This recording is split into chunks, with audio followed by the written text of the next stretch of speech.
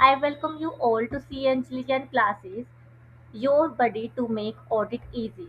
So, uh, as you know, कि ऐसे 200 has been completed by us in 7 parts yesterday. So, today we will be going to study with essay 210. Essay 210, agreeing the terms of audit engagement. सबसे पहले I would like to give you some overview कि इसमें होगा क्या।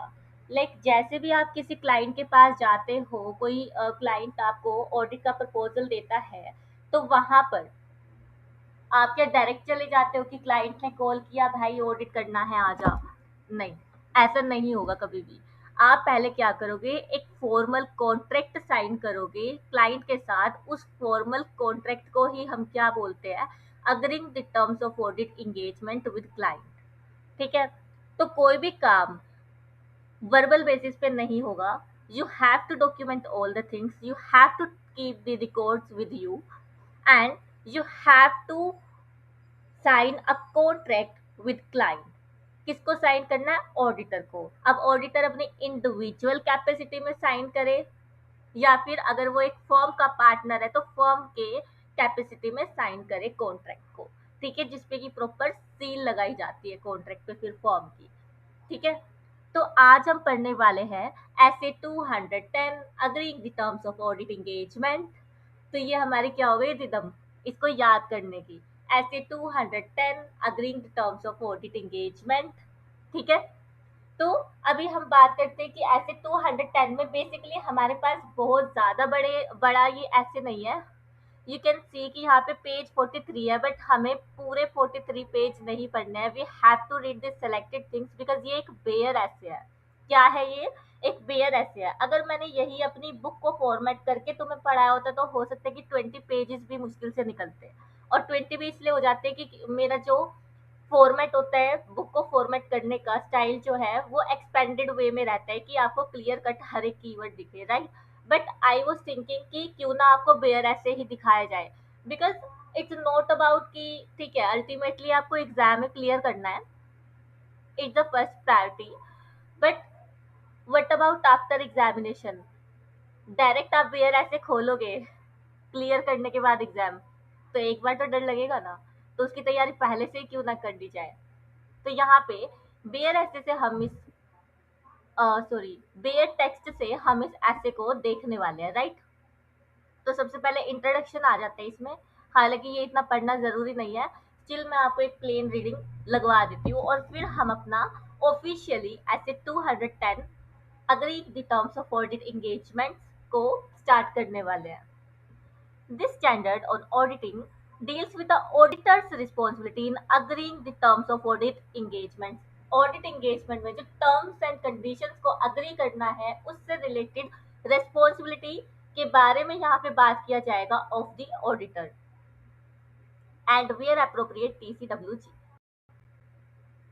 This includes establishing that certain preconditions for an audit. अभी हम देखने वाले हैं what are the preconditions for audit, then responsibility for which rest with management. फिर ये देखेंगे कि ऐसी रिस्पॉन्सिबिलिटीज जो कि मैनेजमेंट के पास रहने वाली है, ये हम ऑलरेडी ऐसे 200 में भी कवर अप कर चुके हैं, but still we have to read them again in SA 210। it will make you revise the things, the stuff which we already have done in essay 200, and then where appropriate those charged with governance are present. essay 220 जो कि अपना next essay होगा most probably, deals with those aspects of engagement acceptance that are within the control of the auditor। ऐसी aspect जो कि auditor के control में होगा वो हम कहाँ पढ़ने वाले हैं? ऐसे 220 में। और जो बहुत डिटेल्ड मैनर में हमें वहाँ पे दिया हुआ है कि हमें जो की मैनेजरियल पर्सनल है उनका ड्यू डिलिजेंस करना पड़ता है बिफोर अग्रिंग द टर्म्स, यानी प्री कंडीशन जितना भी होता है ऑडिट का वो देखना होता है। ठीक है। तो वो हम ऐसे 220 और एसक्यूसी 1 में देखने वाले हैं, बट हियर मैं अपना स्कोप को रिस्ट्रिक्ट करूंगी आपको टर्म्स ऑफ ऑडिट एंगेजमेंट को समझाने में, राइट। अब ये पहला ऐसे ऐसे होगा जहां आई विल बी सेइंग कि पहले आप ऑब्जेक्टिव को ना पढ़े। ऑब्जेक्टिव आप कब पढ़ेंगे? जब अपना ऐसे 210 का पूरा स्टफ क्या हो जाएगा, ओवर हो जाएगा। क्योंकि अगर मैं यहाँ पे आपको एक एक लाइन पढ़ाऊंगी तो अगेन यहाँ पे प्री कंडीशन फॉर ऑडिट आ रहा है, तो पहले हमें वो समझना पड़ेगा। ठीक है। फिर उसके बाद कॉमन अंडरस्टैंडिंग किस कॉन्टेक्स्ट में बोला जा रहा है बिटवीन ऑडिटर एंड मैनेजमेंट, ये हमें समझना पड़ेगा। ठीक है। तो इसलिए it's a wastage of time कि मैं आपको पहले ऑब्जेक्टिव पढ़ाऊँ, नहीं। पहले हम ऐसे 210 के स्टफ को पढ़ने वाले हैं, राइट। तो before going with the pre conditions हम क्या पढ़ेंगे, टर्म्स ऑफ ऑडिट इंगेजमेंट, उसके बाद हम प्री कंडीशंस पे आएंगे। ठीक है। तो we are going to start with essay 210 with agreeing on the audit engagement terms. For your kind information, CA inter वालों के लिए ये 5 पॉइंट जरूरी है जो कि आपके एग्जाम में आने ही आने चाहिए। उसके बाद कुछ एडिशनल पॉइंट्स भी है जो कि हम एंगेजमेंट टर्म्स में शामिल कर सकते हैं। तो वो अपना आ जाता है पेज नंबर,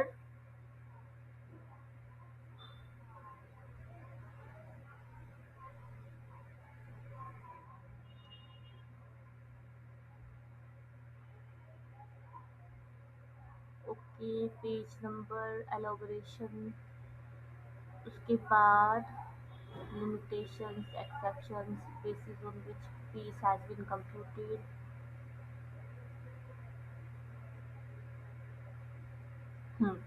ये अपना पेज नंबर 15 पे आ जाता है, जो कि एडिशनल कंडीशंस है जिसको कि हम इंगेजमेंट लेटर में लिख सकते हैं। ठीक है। तो सीए इंटर वाले वो पहले 5 पॉइंट तो आपको याद करने ही करने हैं। अगर आप उसमें से कुछ भूल जाते हैं तो यहाँ से भी पॉइंट्स उठा के लिख सकते हैं इन योर एग्जाम शीट। ठीक है। तो पहले we will be going to study with the basic terms of the audit engagement. फिर हम मेंटोस जिंदगी में आएंगे जहां हम एडिशनल टर्म्स पढ़ेंगे ऑफ द ऑडिट इंगेजमेंट।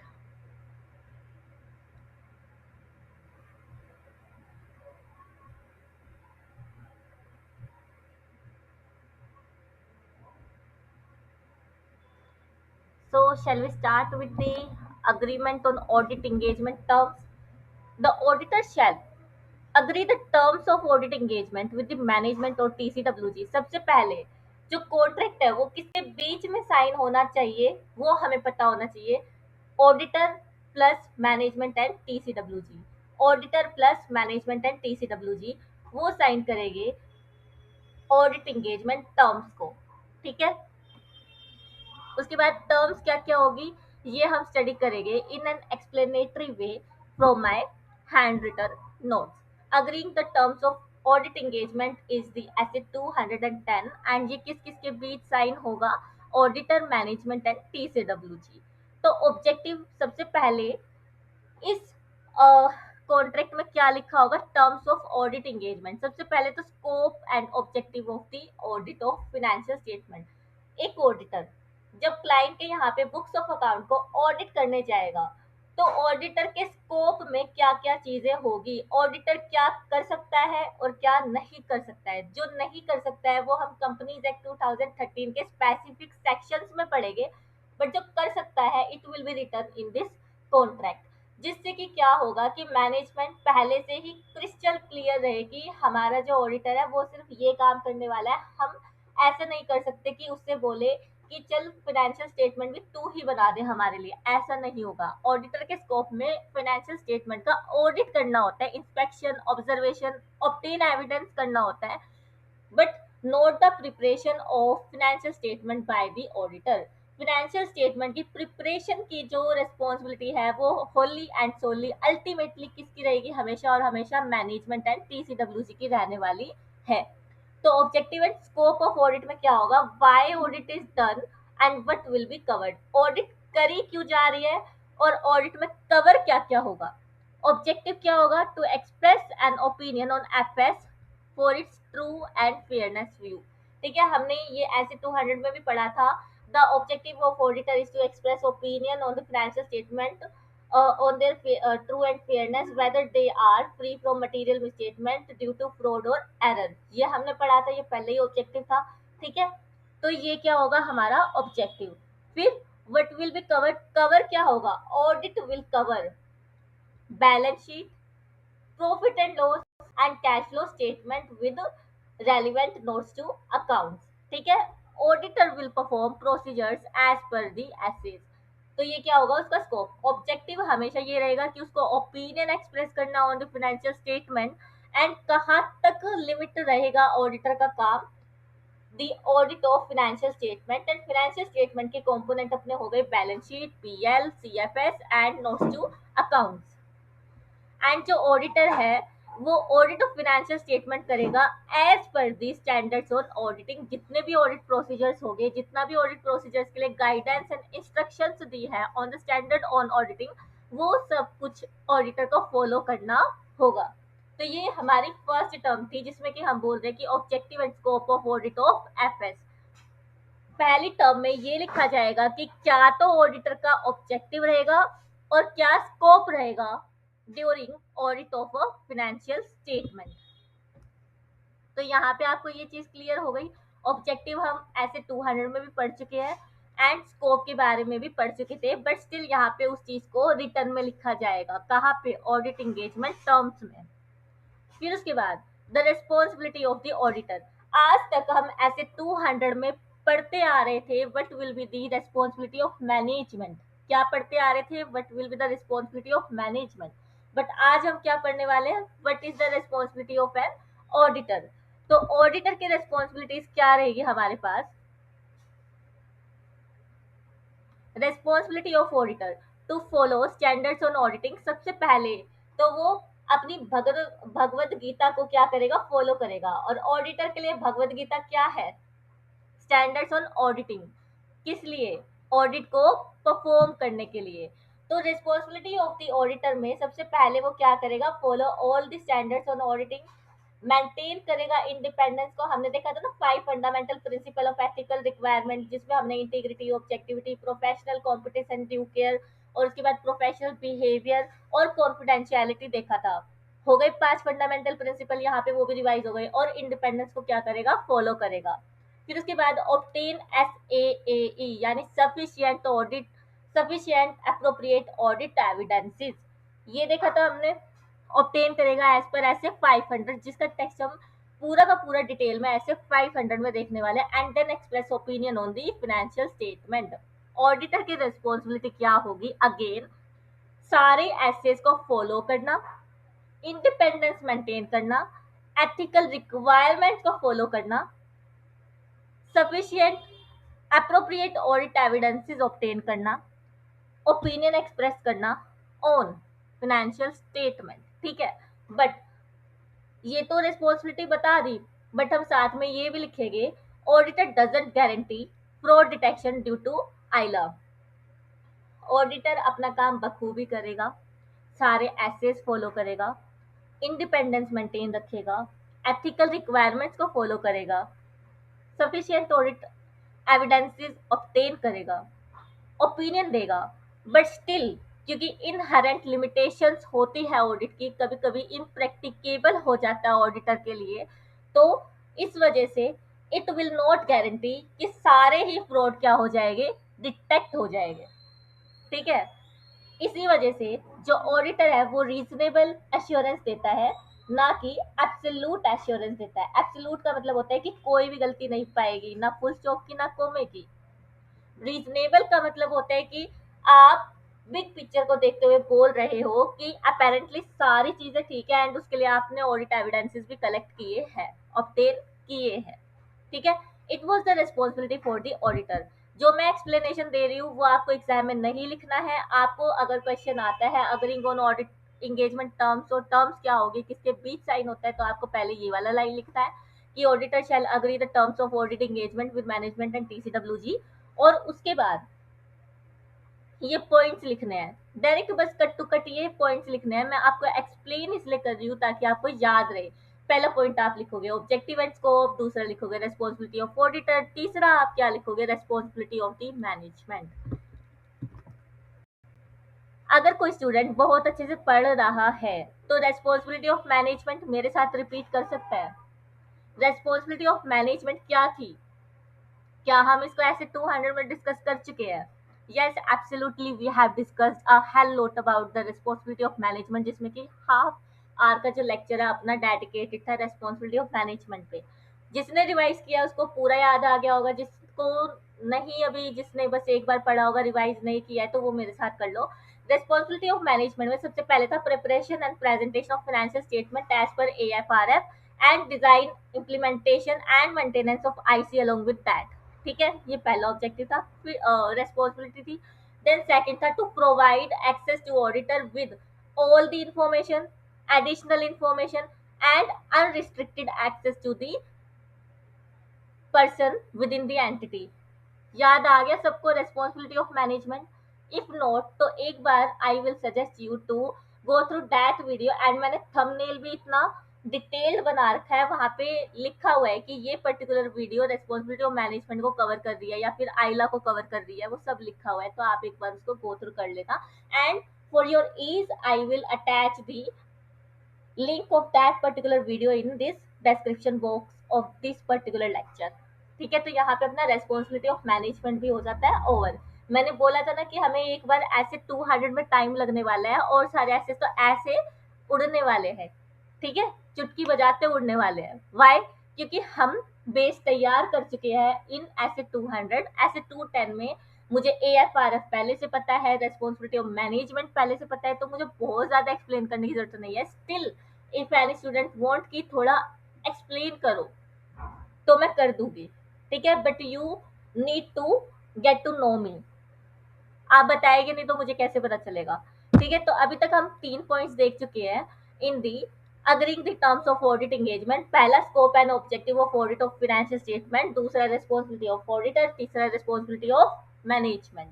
ठीक है, then we have another terms of engagement, that is identification of applicable financial reporting framework, identification of AFRF for the preparation of the financial statement। ये responsibility भी किसकी रहने वाली है? Management की। हमने देखा था ना कि preparation and presentation of financial statement, उसमें फिर 3 चीजें देखी थी। आइडेंटिफाई हम करेंगे, आइडेंटिफाई करने के बाद उसको अप्लाई करेंगे, अप्लाई करने के बाद हम उसको FS में भी लिखेंगे कि हमने आइडेंटिफाई कैसे किया था उस AFRF को, ताकि यूजर ऑफ फाइनेंशियल स्टेटमेंट के लिए ईजी हो जाए। राइट? मुझे इतना सब कुछ कैसे याद है? क्योंकि मैंने इसको मल्टीपल टाइम्स पढ़ा है। आपको सिर्फ वीडियो देखनी है, मैंने अपने आप ढूंढ के कलेक्ट करके चीजों को तब पढ़ा, और आपको तो थाली में परोसा हुआ मिल रहा है, तो why are you not indulging efforts with me? थोड़ा सा एफर्ट्स लगाओगे और it will be a cake walk for you. ठीक है, तो identification of AFRF for the preparation of financial statement, हर चीज लिंक्ड है। तो इसमें क्या होगा? Which rules are use to prepare FS, AS लगाए हैं, इंडेस लगाए हैं एज पर कंपनीज एक्ट। वही बताया था ना मैंने, स्केड्यूल 3 डिवीजन 1 AS के लिए, डिवीजन 2 इंडेस के लिए। फिर उसके बाद नेक्स्ट वी हैव, अब ऑब्जेक्टिव एंड स्कोप हमने क्लियर कर दिया, रेस्पॉन्सिबिलिटी ऑफ ऑडिटर क्लियर कर दी, रेस्पॉन्सिबिलिटी ऑफ मैनेजमेंट क्लियर कर दिया। उसके बाद आइडेंटिफिकेशन किसका होगा? AFRF का होगा। उसके बाद जब सारे काम कर दिए तो क्या मुझे एक रिपोर्ट नहीं बना के देनी चाहिए? तो इंगेजमेंट टर्म्स में हालांकि रिपोर्ट तो मेरी लास्ट में जाएगी, बट मैं उनको पहले से बता के चलूंगी कि एक्सपेक्टेड फॉर्म एंड कंटेंट क्या होगा ऑडिट रिपोर्ट में। जनरली ये क्या होता है? क्लियर ओपिनियन होता है, क्योंकि अगर कोई गलती मिलती भी है तो कोई भी नहीं चाहेगा कि उसका जो रेपुटेशन है एंटिटी का वो बेकार हो जाए इन द मार्केट। तो मैनेजमेंट उसको हाथों हाथ ठीक कर देता है on instruction by the auditor. तो क्लियर ओपिनियन ही जाता है, but still if there is the circumstances and chances to modify the opinion, वो भी हम बता देते हैं during the audit. Expected form and content of the auditor, report में differ depend on the audit findings. वो बोलेंगे कि वैसे तो क्लियर ओपिनियन ही जाएगा अगर सब कुछ ठीक चलता रहा तो, बट अगर हमें ऑडिट फाइंडिंग्स ऐसी मिली जिसकी वजह से हमें मॉडिफाई करना पड़ सकता है ओपिनियन को, तो रिपोर्ट डिफर भी कर सकती है। ठीक है, इसका ये मतलब है। यहाँ पे कोई ऐसा पॉइंट है जो आपको ना समझ आया हो? You may ask me, I am giving you 1 to 2 minutes to revise all these 5 points।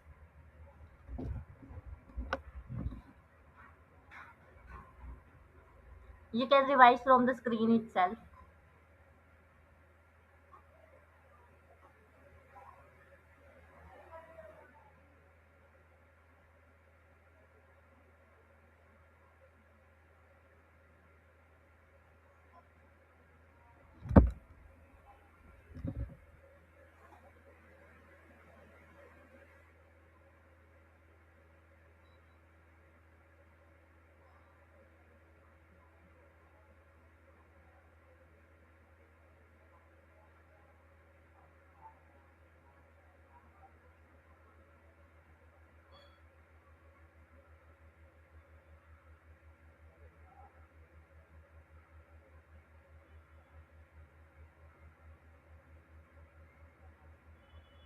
I think आप इसको रिवाइज कर चुके होंगे एंड थोड़ा थोड़ा आपके ब्रेन में रिटेन भी होने लग गया होगा।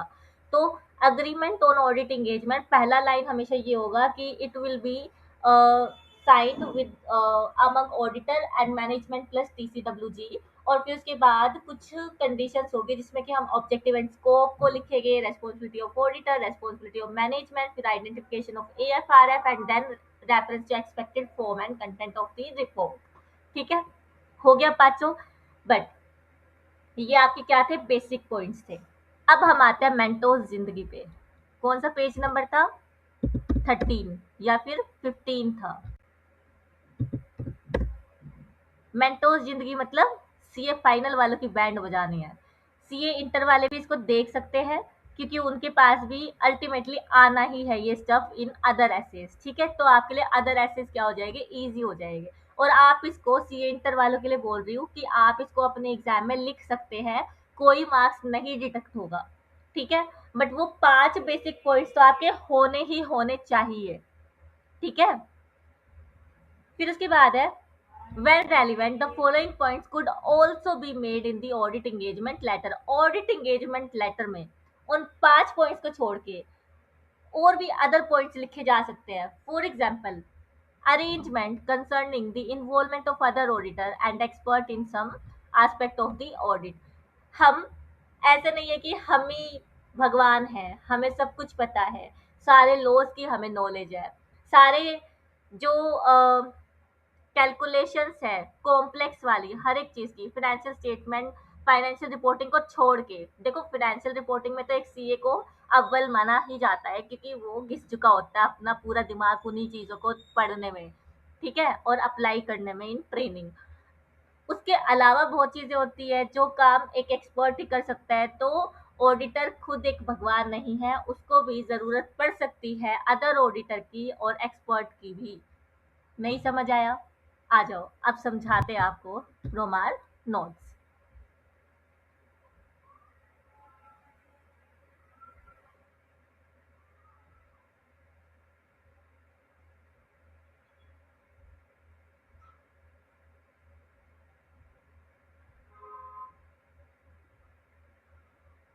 हम्म, तो हम आ जाते हैं यहाँ पर एडिशनल पॉइंट्स जो भी made in audit engagement. Other additional points क्या क्या हो सकते हैं हमारे, involvement of other auditor and expert. इसका क्या मतलब है, सबसे पहले हम समझते हैं इन्वॉल्वमेंट ऑफ अदर ऑडिटर को, देन उसके बाद हम समझेंगे involvement of expert. Involvement of other auditor में अपने पास क्या आ जाएगा, फॉर एग्जाम्पल अपने पास क्या है, कंपनी, और ये क्या है, कंपनी का हेड ऑफिस है, तभी ये क्या है, किंग है। क्या है, किंग। तो हेड ऑफिस है कंपनी का और उसकी कुछ क्या है, ब्रांचेस है, ब्रांच 1 है, 2 है, 3 है, 4 है, और पता नहीं कितनी सारी होगी। ठीक है, तो यहाँ पे क्या हुआ, क्योंकि कंपनी बहुत बड़ी है, कंपनी की मैनेजमेंट को भी पता है कि जो एक बेचारा अकेला ऑडिटर है वो नहीं संभाल पाएगा पूरी की पूरी ऑडिट को 3 या 4 महीने के अंदर, पूरा साल का जो ऑडिट करना है। एक अकेला थक जाएगा, साथ ही हाथ बढ़ाना, है ना, वो वाला गीत अगर किसी ने सुना हो तो यहाँ पर क्या होगा, जो अपना ऑडिटर है, हेड ऑफिस के ऑडिटर को हमेशा और हमेशा हम क्या बोलेंगे, प्रिंसिपल ऑडिटर बोलेंगे। ये जो अपना कॉन्सेप्ट है ना, वो ऐसे 600 में वापस घूम के आने वाला है, तो सीए इंटर वालों तुम भी ध्यान से सुन लो।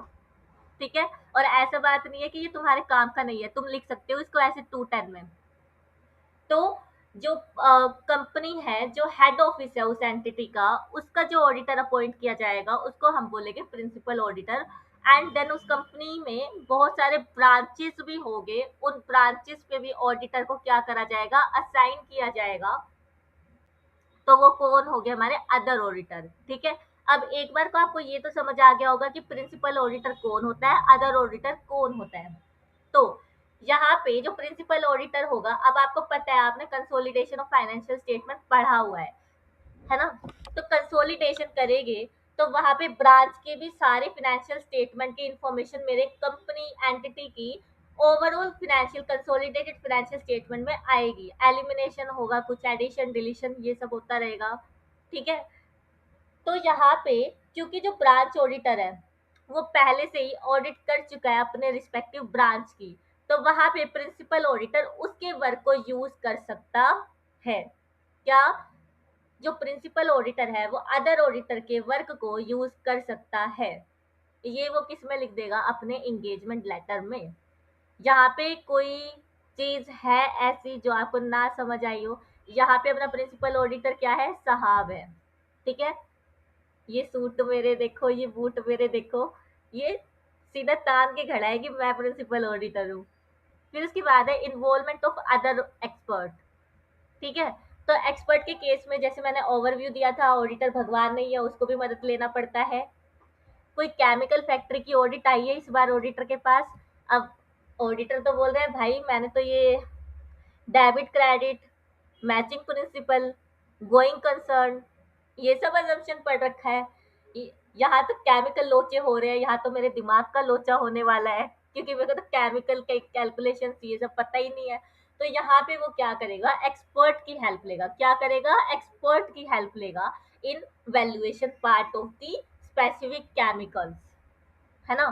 वैल्यूएशन अब ऑडिटर कैसे चेक करे, उसको तो पता ही नहीं केमिकल्स का कितना वैल्यू होगा, उसको तो केमिकल लोचे का ही नहीं पता। लोचाए उल्फत हो गया या टाइप्स हो गया उसके साथ। तो यहाँ पे एक्सपर्ट का हेल्प लेगा कौन, ऑडिटर। और इस चीज को इंगेजमेंट लेटर में लिखना क्यों जरूरी है, बताएगा कोई? इस चीज को इंगेजमेंट लेटर में लिखना क्यों जरूरी है? वैल्यूएशन पार्ट किसने किया है, वैल्यूएशन पार्ट किसने परफॉर्म किया है, ऑडिटर के एक्सपर्ट ने परफॉर्म किया है। अगर वैल्यूएशन पार्ट में कुछ भी गलती होती है in future after issuing the audit report, तो किसकी रेस्पॉन्सिबिलिटी होगी, किसकी लायबिलिटी होगी, ऑडिटर की? नहीं, एक्सपर्ट की होगी। किसकी होगी, एक्सपर्ट की। तो यहाँ पे डिवीजन ऑफ रेस्पॉन्सिबिलिटी आ जाती है। क्या आ जाती है, division of responsibility, division of work. Auditor पहले ही बोल के चलेगा मेरे को केमिकल लोचे की कैलकुलेशन समझ नहीं आती है, एक्सपर्ट को लेके आना पड़ेगा, एक्सपर्ट वैल्यू करेगा एंड मैं उसके कॉम्पिटेंस को देखते हुए उस पर क्या करूंगा, रियलाई करूंगा। ऐसा भी नहीं होगा कि उसने जो वैल्यूएशन रिपोर्ट मेरे को दे दी उस पर मेरे को रिलाई करना है, ट्रस्ट करना है। पहले मैं उस एक्सपर्ट की क्या देखूंगी, नॉलेज, स्किल्स, एक्सपीरियंस सब देखूंगी एंड उसके बाद ही रिपोर्ट पे क्या करूंगी, रिलाई करूंगी। ठीक है, ये जो डिटेल्स है हम ऐसे 600 में पढ़ने वाले हैं। बट इंगेजमेंट लेटर में हम क्या इन्वॉल्व कर सकते हैं, क्या लिख सकते हैं, involvement of other auditor and expert. हम इंगेजमेंट लेटर में ये बोलना चाह रहे हैं कि मैं अदर ऑडिटर का काम भी यूज कर सकती हूँ और एक एक्सपर्ट को भी हायर कर सकती हूँ for the complex calculation purpose. तो पहला पॉइंट आई थिंक आपको यहाँ से क्लियर हो गया होगा। ठीक है, फिर उसके बाद arrangement concerning the involvement of internal auditor and other staff of the entity। internal auditor का हम क्या कौन सा ऐसे अपना ऐसे 610 है, क्या है, ऐसे 610, जिसमें कि हम इंटरनल ऑडिटर के बारे में देखते हैं, इंटरनल ऑडिट फंक्शन के बारे में देखते हैं, आईएएफ। मैं यहाँ पे आपको एसएस के नाम भी लिखवा दूंगी जो कि हम डिटेल में पढ़ने वाले हैं, बट मैं ओवरव्यू इसलिए दे रही हूँ क्योंकि इंगेजमेंट लेटर में हमें इस इन पॉइंट्स को भी क्या करना पड़ता है, इंक्लूड करना पड़ता है। ठीक है, इसलिए आई am giving you the overview. पूरा पूरा एसे का कंटेंट हम पढ़ेंगे उन रिस्पेक्टिव एसेज में। देन अपने पास है arrangement concerning involvement of internal auditor and other staff of the entity. इसमें क्या आएगा, इंटरनल ऑडिटर के बारे में आपको पता है क्या होता है। इंटरनल ऑडिटर क्या करते हैं, फिनेंशियल स्टेटमेंट तो हमारी क्या हो गई, ओके। तो जो इंटरनल ऑडिटर है वो अपना ऑपरेशनल लेवल पे क्या करता है, ऑडिट करता है। वो सिर्फ और सिर्फ फिनेंशियल स्टेटमेंट के लिए कंसर्न नहीं है। जो स्टैट्यूटरी ऑडिटर है वो किस, हम बात कर रहे थे इंटरनल ऑडिटर की। तो जो इंटरनल ऑडिटर है वो सिर्फ और सिर्फ फिनेंशियल डेटा से ही कंसर्न नहीं होता, उसको ऑपरेशनल लेवल पे भी चीज़ों का ऑडिट करना पड़ता है। किस चीज़ का, इंटरनल कंट्रोल्स का। हमने रेस्पॉन्सिबिलिटी ऑफ मैनेजमेंट में देखा था, design, implementation and control, maintenance of the internal control by the management in preparation and presentation of financial statement. तो वहां पे जो इंटरनल कंट्रोल्स का जो रेस्पॉन्सिबिलिटी है मैनेजमेंट का, वो उसने बखूबी निभाई है या नहीं निभाई, उसको कौन चेक करता है, हमारा internal auditor. Internal auditor is concerned with non financial data also, he will be testing the efficiency and effectiveness of internal controls. ठीक है, यानी स्टैंडर्ड ऑपरेटिंग प्रोसीजर्स ठीक से फॉलो हो रहे हैं या नहीं, ये कौन चेक करता है? इंटरनल ऑडिटर चेक करता है। और जिस तरीके से एक स्टैट्यूटरी ऑडिटर अपनी रिपोर्ट बना के देता है, ओपिनियन एक्सप्रेस करता है ऑन फाइनेंशियल स्टेटमेंट, इसी तरीके से जो इंटरनल ऑडिटर है वो क्या करता है? अपना ओपिनियन एक्सप्रेस करता है on the operating efficiency and effectiveness of the internal control. तो वो जो रिपोर्ट है वो कौन यूज कर सकता है? स्टैट्यूटरी ऑडिटर कर सकता है, the auditor of financial statement use कर सकता है। ये चीज हम कहाँ पे लिखने वाले हैं? In the engagement letter. अब जो इंटरनल ऑडिटर है वो एक थर्ड पार्टी भी हो सकता है, इंडिविजुअल रिसोर्स हो सकता है, इंडिपेंडेंट प्रोफेशनल हो सकता है, और साथ ही एम्प्लॉय भी हो सकता है मैनेजमेंट का। और अगर जब मैनेजमेंट के पास खुद का अपना एक इन हाउस इंटरनल ऑडिट का डिपार्टमेंट है, तो उसको हम क्या बोलते हैं? Internal audit function. क्या बोलते हैं? Internal audit function. तो वहां पे एम्प्लॉय होता है। जब इंटरनल ऑडिटर एम्प्लॉय होता है मैनेजमेंट का, तो जो स्टैट्यूटरी ऑडिटर है वो रिस्ट्रिक्ट करता है उस रिपोर्ट को यूज करने का। क्यों? क्योंकि वहां पे जो मैनेजमेंट है वो इन्फ्लुएंस कर सकती है इंटरनल ऑडिटर को। वही अगर जो इंटरनल ऑडिटर है वो थर्ड इंडिपेंडेंट पार्टी है, तो वहां पे मैनेजमेंट उसको अनड्यू इन्फ्लुएंस नहीं कर सकते। तो वहां जो स्टैट्यूटरी ऑडिटर है वो सोच सकता है इंटरनल कंट्रोल रिपोर्ट को देखने का। ठीक है, तो ये भी हम किस में लिख रहे हैं? अपने इंगेजमेंट लेटर में लिख रहे हैं। Then we have arrangement to be made with the predecessor auditor if any in case of an initial audit. Initial audit क्या होती है? Initial audit का मतलब है मेरे पास एक न्यू क्लाइंट आया है जिसकी ऑडिट मैंने आज से पहले कभी की ही नहीं। वो दर दर भटका, हर जगह भटका, उसका ऑडिटर उसको छोड़ के चला गया था। तो वो मेरे पास आ गया और उसने बोला मैम प्लीज आप हमारी इस साल ऑडिट कर दीजिए। तो ये क्या हो गई? अपनी इनिशियल ऑडिट हो गई। ठीक है, जब आपके पास कोई न्यू क्लाइंट आता है तो आपको न्यू क्लाइंट की ड्यू डिलीजेंस भी करनी पड़ती है, और वो ड्यू डिलीजेंस हम कहाँ पे करते हैं? ऐसे 220 एंड SQC 1 में करते हैं, वो हम वहीं पे पढ़ेंगे explanation. But for the purpose of SA 210 I am giving you the overview for this particular point. Arrangement to be made with predecessor auditor if an in case of an initial audit engagement. तो जब मेरे पास new client होता है तो new client के साथ engagement sign करने से पहले मैं पुराने ऑडिटर से भी क्या करती हूँ? बात करती हूँ। किस लिए? आओ देखते हैं। Communication with predecessor auditor. अब सीए फाइनल वालों को पता होगा, हम दी चार्टर्ड अकाउंटेंट एक्ट 1949 में इसके ऊपर एक स्केड्यूल भी पढ़ते हैं। Clause 8 part 1 schedule 2 of the chartered accountant act 1949, जिसमें हम देखते हैं communication with the previous auditor before signing the engagement letter with the client. याद आ गया होगा सीए फाइनल वालों को? नहीं आए तो बेटा तुम्हारी पढ़ाई में झोल है। तो कम्युनिकेशन विद प्रेडिसेसर ऑडिटर, यहाँ पे क्या हुआ? फाइनेंशियल ईयर 24-25 में मेरा ऑडिटर था मिस्टर श्याम। कौन था? मिस्टर श्याम। अब जैसे ही साल बदला, ऑडिटर भी बदल दिया। फाइनेंशियल ईयर 2025-26 में हमारा ऑडिटर कौन है? मिस्टर राम है। अब जो मिस्टर राम है उसका नाम ही सिर्फ मिस्टर राम है, वो तेज इंसान है। उसने क्या किया? एंगेजमेंट लेटर साइन करने से पहले मिस्टर श्याम को कॉल की और बोला और भाई कैसे हो? बढ़िया। वो ना एक बात करना था। अम, ये जो फलाना एंटिटी है ना, ABC एंड कंपनी, वो मेरे को ऑडिटर अपॉइंट कर रही है। एक बात बता, तूने क्यों छोड़ा वहां से? मैनेजमेंट मेरे को क्यों अपॉइंट कर रही है? क्या हो गया था? तो मिस्टर श्याम ने बढ़िया बढ़िया तारीफ करी है मैनेजमेंट की, जो कि मिस्टर राम को पता चला। उसने बोला कि देख भाई, इन्होंने मेरी ऑडिट फीस नहीं दी, और यहाँ पे ना मुझे ऐसे लगता है 10 करोड़ का इन्होंने फ्रॉड कर रखा है। उसके लिए भी इन्होंने ऑडिट एविडेंस मुझे कलेक्ट नहीं करने दिए। अब मिस्टर राम सोचते हैं भाई मैं तो नहीं करूंगा इस क्लाइंट की ऑडिट। तो ये कम्युनिकेशन जरूरी होता है। ठीक है, अपना जो द चार्टर्ड अकाउंटेंट एक्ट 1949 है वो मैंडेट करता है एक न्यू ऑडिटर पे for accepting new audit assignment, कि आप पुराने ऑडिटर से, अगर पुराना ऑडिटर था तो उससे हम क्या करेंगे? कम्युनिकेट करेंगे अबाउट वेरियस फैक्ट्स। ठीक है, तो यही चीज हम क्या लिखेंगे एंगेजमेंट लेटर में, जब हम पहले ही सारी रेस्पॉन्सिबिलिटी सारे एक्शंस डिफाइन कर देंगे एंड वो साइंड है, तो मैनेजमेंट मुकर नहीं सकती है उस चीज से। मैनेजमेंट ये नहीं बोल सकती नहीं हम आपको पुराने ऑडिटर से बात करने नहीं देंगे। क्यों? क्योंकि वो साइन कर चुकी है कॉन्ट्रैक्ट को। ठीक है। Then we have another point, any restriction of the auditor's liability when such possibility exists। कैसी possibility और कैसी रिस्ट्रिक्शन ऑन ऑडिटर्स लाइबिलिटी समझते हैं। Restriction of auditors liability case क्या था, जो ऑडिटर की फीस है वो कितनी है, 2 लाख की है। और लाइबिलिटी क्लोज यानी एंगेजमेंट लेटर में उसने क्या लिखा है, अगर कल को कोई फ्रॉड मिलता है कंपनी में और ऑडिटर मैं था, तो मैं सिर्फ और सिर्फ 10 लाख के लिए ही लाइएबल होगा, उससे ओवर एंड अबव एक भी पैसा मैं नहीं दूंगा इन केस ऑफ फ्रॉड डिटेक्टेड। ठीक है।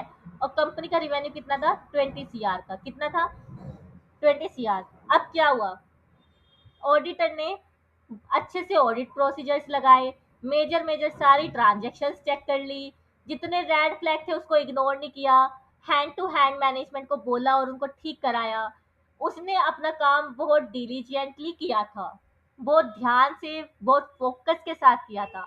बट स्टिल इन फ्यूचर क्या हुआ, एक फ्रॉड मिल गया। कितना, 15 लाख का। क्या हुआ, एक फ्रॉड मिल गया 15 लाख का।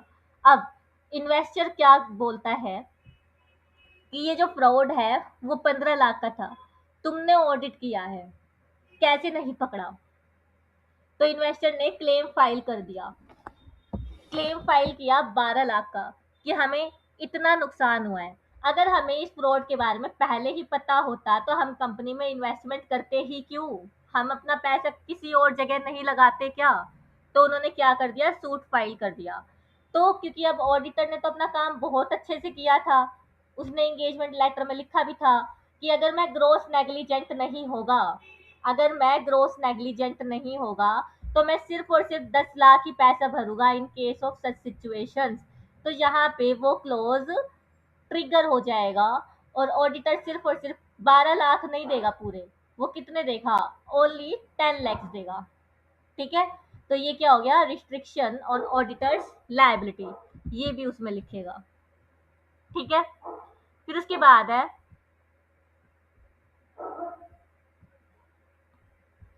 a reference to any further agreement between the auditor and the entity, a reference to any further agreement between the auditor and the entity। अब जो ऑडिटर है उसको सिर्फ और सिर्फ फिनेंशियल स्टेटमेंट की ऑडिट के लिए हायर नहीं किया था, उसको बोला गया था कि आप एनुअल ऑडिट तो करो ही करो, साथ में इनकम टैक्स ऑडिट भी कर देना, जीएसटी सर्टिफिकेशन भी हमारी एंटिटी को दे देना, और इंटरनल कंट्रोल्स का भी टेस्टिंग है वो आप ही कर देना।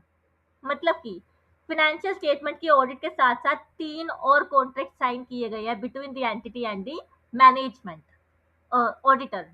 ठीक है, एंटिटी एंड ऑडिटर के बीच में 3 और कॉन्ट्रैक्ट साइन हुए हैं with the audit of financial statement. तो उन 3 कॉन्ट्रैक्ट का रेफरेंस भी उसको कहाँ पे देना पड़ेगा, एंगेजमेंट लेटर में देना पड़ेगा। तो reference to further agreements, tax audit का, जीएसटी सर्टिफिकेशन का, internal audit, engagement letter master letter है। ठीक है। इसमें हम अपेंडिक्स अटैच कर देंगे, किसकी, टैक्स ऑडिट की, जीएसटी सर्टिफिकेशन की और इंटरनल ऑडिट की, अगर इन केस अदर कॉन्ट्रैक्ट भी साइन हुए हैं विद दैट पर्टिकुलर ऑडिटर। ठीक है। फिर उसके बाद है any obligation to provide audit working papers to other parties. अब इफ यू रिमेंबर हमने ऐसे 200 में क्या किया हुआ है, 5 fundamental principle of ethical requirements पड़ी हुई है, जिसमें कि एक प्रिंसिपल था अपना कॉन्फिडेंशियलिटी का। किसका था, कॉन्फिडेंशियलिटी का, कि हमें कॉन्फिडेंशियलिटी ब्रीच नहीं करनी है ड्यूरिंग ऑडिट। ऑडिटर को बहुत सारी इंटरनल नॉलेज हो जाती है क्लाइंट की कि क्लाइंट का फर्दर एक्शन क्या होगा, वो सब उसको पता रहता है, क्योंकि वो future plans and strategy of management का भी एक डॉक्यूमेंट ऑब्टेन करता है एंटिटी से, राइट। तो अब उसको सब पता है। बट और हमने ये भी पता है कि कॉन्फिडेंशियलिटी मेंटेन करनी है। एंड इफ यू रिमेंबर कि ऐसे 200 में मैंने बोला था कि इसकी कुछ एक्सेप्शंस भी होती है, तो हम उसी एक्सेप्शन को लिख रहे हैं कि यहाँ पे ऑब्लिगेशन हो सकती है कि ऑडिटर को अपने वर्किंग पेपर शेयर करने पड़ जाए किसी और पार्टी को, बट वो पार्टी कौन होगी? वो पार्टी कौन है?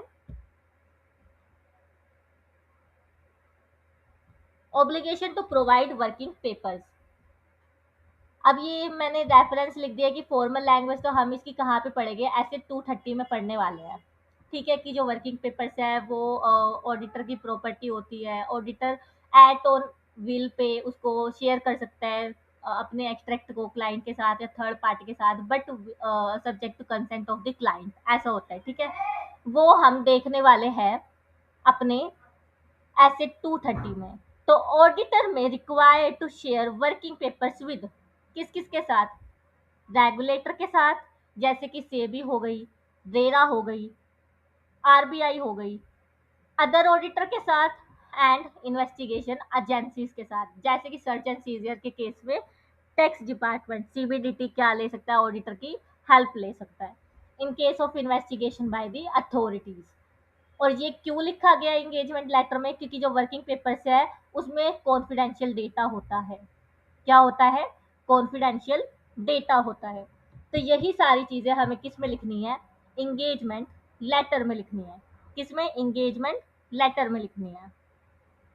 और कुछ और फर्दर पॉइंट्स है जो कि हम एंगेजमेंट लेटर में लिखते हैं, बट ये आपको तब समझ आएंगे जब आप ऐसे 600 पढ़ चुके होंगे। तो यहाँ पे हम इसको नहीं कवर करने वाले हैं। हमने जितना कवर करना जरूरी था वो कर लिया है in terms of engagement letter. ठीक है, तो यहाँ पर हमने क्या क्या देखा? एक तो पेज नंबर 5 पे हमने देखा 5 बेसिक टर्म्स जो होनी चाहिए: objective and scope, responsibility of auditor, responsibility of management, फिर identification of AFRF, then reference to form and content of audit report. ठीक है, जो कि वेरी कर सकती है सब्जेक्ट टू ऑडिट फाइंडिंग्स। ठीक है, हो गया। बिल्कुल 10 सेकंड के अंदर अंदर रिवाइज हुआ है। क्यों हुआ है? क्योंकि हमने इसको बहुत डिटेल में पढ़ा है। ये 5 बेसिक पॉइंट हो गए। फिर उसके बाद फर्दर पॉइंट्स अपने आ जाएंगे यहाँ पर कि arrangement concerning involvement of other auditor and expert. Other auditor यानी component auditor, branch auditor, expert, chemical लोचे वाला एग्जांपल। फिर उसके बाद इन्वॉल्वमेंट ऑफ इंटरनल ऑडिटर, जिसमें मैंने तुम्हें आईएएफ के बारे में बताया। इसका फर्दर एक्सप्लेनेशन हम ऐसे 600 में पढ़ने 610 में पढ़ने वाले हैं। फिर उसके बाद arrangement to be made with predecessor auditor. इसका पूरा पूरा एक्सप्लेनेशन सीए फाइनल के बच्चों के लिए है इन दी चार्टर्ड अकाउंटेंट एक्ट 1949, जो कि हम प्रोफेशनल एथिक्स चैप्टर